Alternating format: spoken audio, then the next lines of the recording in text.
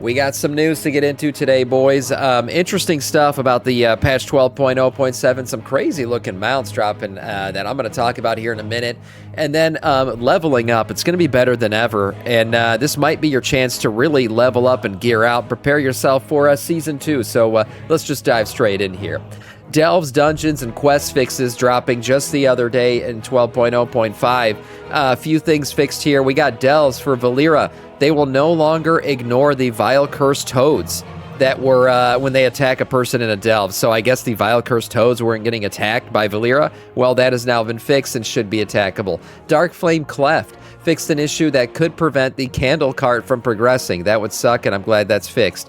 For quests, they fixed an issue where the Overcoming the Unknown Rage-Riddled Drifter was not properly appearing for players. And then finally, they fixed an issue that could prevent some characters from being able to complete Lost Legends. Affected characters will have to abandon the quest Lost Legends, then pick it up again from Zorashara Kasima in the Den of Harandar. So there you go, just a few hot fixes that came in there for anybody who was doing those quests. Okay, moving on. This freaking mount, I mean, what the hell? So I usually don't review classic items, right? I'm pretty much a retail Andy for the most part. But this Spring Panda mount was found in the Mount Journal Missa Pandaria Classic. While it's unclear on how players will be able to earn this thing, it is likely to become a fan favorite. Look at this damn... This might be one of the coolest bear mounts out there. I mean, look at this thing. We got full-on bamboo leaves. We got another baby panda, I believe, sleeping on the back of the mount as well. Yeah, it's sleeping on the back of the mount.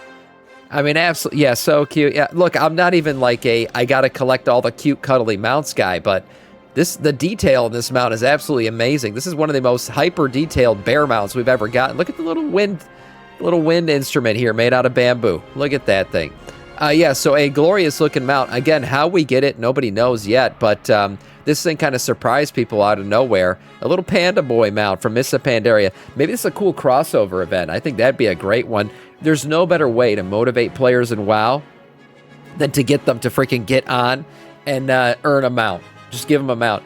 China only mount 200%. That has been how a lot of these glorious mounts have been coming in lately. So yeah, maybe that wouldn't be a shocker. But it was found in the Mount Journal. So I don't know if this is going to be a store 100% a shop mount. I hope not. I hope not, man. Yeah, we'll see. But anyways, a good-looking mount for sure. If you want to make sure you're getting the in-game mounts, we do know that in 12.0.7, we're getting a new trading post, obviously, and there's some really cool-looking rocket mounts and stuff here, kind of, I guess, to celebrate in the spirit of the 4th of July and everything, because that's going to be happening during this patch.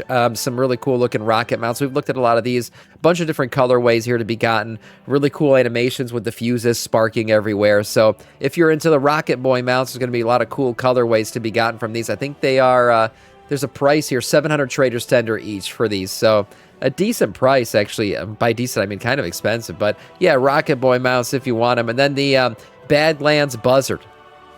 That's right, you want a balding vulture for your balding IRL head. There you go, you can ride this one around. Another trading post one you'll be able to get. For trading post mounts of 2026, since last year we've known these themes, yep. So cool looking mounts if you want to get them.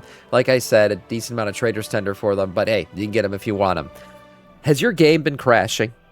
Because mine sure has. It's been happening live on stream a couple times now. You guys have seen where my graphics card seems to trip the hell out. Literally freaking white slate the game, a lot of less like items all of a sudden disappearing, weird flickering stuff happening, a lot of just weird shit happening with my game lately. And a lot of you guys were like, hey, maybe it's your DirectX or something. Well, NVidia is addressing the issue. That's right, NVidia has just released a new GeForce driver containing DirectX fixes for WoW issues. If you've been experiencing random crashes or in-game stuttering with NVIDIA graphics cards, it's worth trying out these new drivers to see if it helps. Now, this driver is 610.52. I did check for myself, and it's currently not available. I think 4.2 was the most recent one that I was able to install, so I did install it. But in terms of drivers, I got 610.47 is the most recent one. This is a hotfix, so NVIDIA does say that you just got to give it a minute or give it a couple days. Because it's a hotfix, it doesn't show up for everybody right away. But this one will be something that you'll be able to get. Hey, go download it. Some people are already saying on the Reddit forums that it did, in fact, fix the issues they're having with WoW. So that's good. So proud Blizzard finally put you in the game. Yes, probably for running the base UI, right? Yeah, it's the base UI that's causing these problems. It's funny, add-ons did used to cause problems with frame rates and everything. Now I'm just running base UI and the game's crashing, so that's absolutely wonderful. But it looks like it's a DX12 NVIDIA issue, so this hotfix hopefully will fix things for people and stop all the crashing. Okay, moving on to some more in-game stuff. 12.0.7, guys, is probably going to be the best patch so far for leveling, by far. We have big buffs coming. We've talked about this a little bit to some of the quests and stuff, as well as the overall time waste buff. So let's just get into, like, basically how buffed you're going to be for leveling and why this will be a good time to maybe level alts, or hey, if you haven't been playing Midnight at all, this will be a great time to join in and level up a main real quick. So 12.0.7 hits next week, that's right, with plenty of headlines including the Omnium Folio, Heroic World Tier, Mythic Flex rating, and all that other stuff. However, one of the biggest updates might not be immediately obvious. That's right, the big changes coming for Quest XP. Completing the Delver's Call quests, Midnight Dungeon quests, Prey quests, or other weekly renowned quests will now offer an increase of up to 8x of the current offerings. We looked at these numbers. It is basically 8x on a lot of the XP gains, which means you're going to be able to absolutely blast through this stuff. But that's not all, guys. There's actually a lot more here. From June 20th to August 11th, you guys know the Turbulent Time Waste event is kicking off. And yes, you will be going for that Knowledge of the Time Waste buff. That means completing 4 dungeons and stacking that buff up to get the Knowledge of the Time Waste buff. This thing will give you up to a 30% increase. If you stack it up all the way, 5% each stack, 30% total. I mean, you could 30% buff plus turning in these 8x quests. We're talking some massive XP gains. So if you're looking to level up, like I said, an alt or a couple alts during this patch, or maybe you're finally joining Midnight, joining the party, and you decided, hey, I'm going to level up a main real quick to catch up with everybody, it's the best time to do it by far. This is a good time to level up and hit that level cap before Season 2 kicks off. Also, gearing out in general is super easy right now. So that's another great thing about where things currently stand. Okay. Speaking of add-ons, we did mention them a little bit during the NVIDIA conversation. Have you made add-ons for this game? Maybe you're an add-on maker. Maybe you're the Hello Kitty Islands Adventure overlay guy, right? Well, if you made an add-on, you might have a chance to win some money. That's right, CurseForge is celebrating 20 years of add-ons.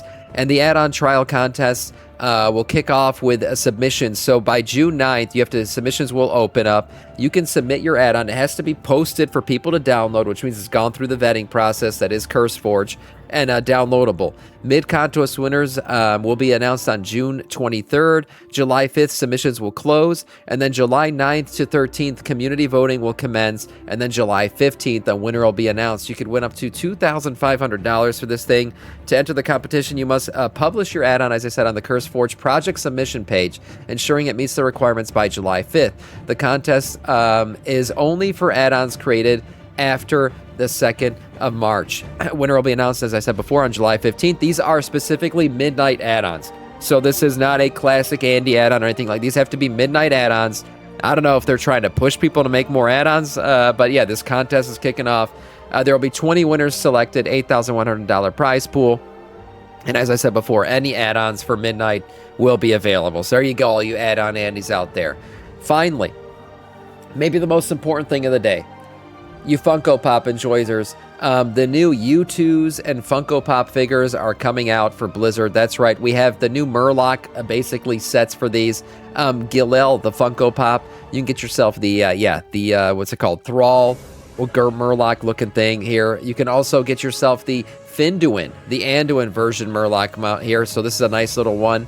And then finally, the Murloc or Murkastraza. That's right, the Murloc version of Alex Straza Funko Pop. Also, the Thrall U2s is back. We also have an Alex Straza U2s. And then, man, these U2s are kind of expensive. $30 plus for these things. And then the Norse Dormu U2s. There you go. So that one's actually kind of nice. I like the Dragon Norse Dormu. It's not bad at all.